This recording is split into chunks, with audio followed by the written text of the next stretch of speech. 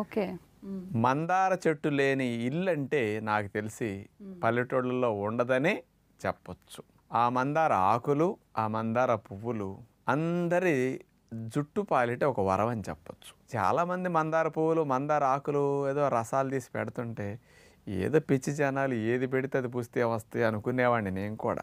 కానీ ఏంటి ఇంతంతమంది మందార మందార మందార ఎవరి నోటిన్నా మందార అంటున్నారని దాన్ని అసలు సైంటిఫిక్ స్టడీస్ ఏమైనా ఉన్నాయా, ఎవరైనా ఓకే. చేశారా అని వెరిఫై చేశాం.